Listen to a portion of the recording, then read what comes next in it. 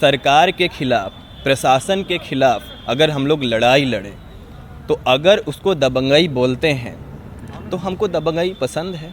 पटना में छात्रों पे शोषण किया जाता है और जब हम लोग इसका विरोध करते हैं तो यहाँ के लोग कहते हैं कि इन लोग दबंगई करता है, रंगदारी करता है, तो हमको ये दबंगई पसंद है। बाहर के लोगों द्वारा अक्सर पटेल छात्रावास पर ये आरोप लगाया जाता है कि यहाँ के छात्र दबंगई करते हैं, रंगदारी करते हैं, तो इन पर आपका क्या कहना है?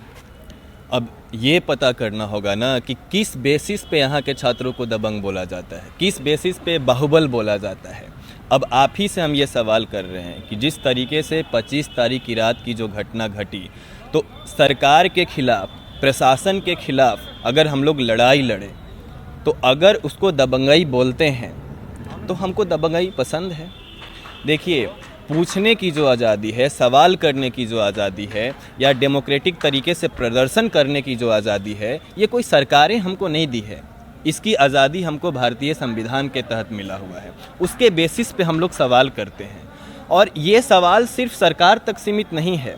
मान लीजिए कि आसपास में जितना भी लॉज है, आप जा कर के पता कीजिए कि लॉज में रहने वाले लड़कों को कितना शोषण किया जाता है।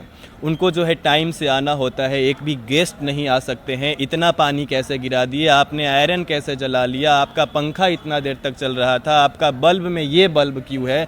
किस तरीके से मकान मालिकों के द्वारा पटना में छात्रों पे शोषण किया जाता है। और जब हम लोग इसका विरोध करते हैं तो यहाँ के लोग कहते हैं कि इन लोग दबंगई करता है, रंगदारी करता है, तो हमको ये दबंगई पसंद है। साथ ही साथ आप जो यहाँ पे जितने भी इंस्टीट्यूट में बच्चे पढ़ते हैं, प्राइवेट इंस्टीट्यूट में, कोचिंग संस्थान में, तो कोई बेचारा बीमार पड़ जाता है तो 1 महीना क्लास नहीं कर पाता है, तो उस बेसिस पे वो लड़का का डिमांड होता है कि भैया हमको फिर से जो है नए बैच में दाखिला करवा दीजिए। हमारा ये डॉक्टर का सर्टिफिकेट है, वो दिखाता है कि देखिए हम बीमार पड़े थे। लेकिन फिर भी कोचिंग संचालकों के तरफ से उनको कोई जो है राहत नहीं दिया जाता है। जब हम लोग उसका डट के विरोध करते हैं, उसका एडमिशन करवाते हैं जाकर के नए बैच में।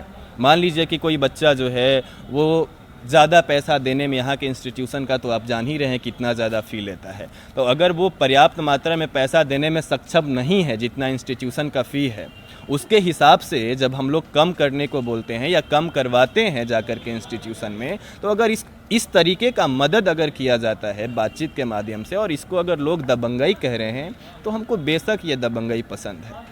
अब दबंगई का क्या परिभाषा है भाई, लोग किस बेसिस पे दबंग कहते हैं, उनका स्ट्रक्चर क्या है, ये पहले पता करके आना होगा कि किस बेसिस पे हम लोगों को दबंग बोल रहे हैं।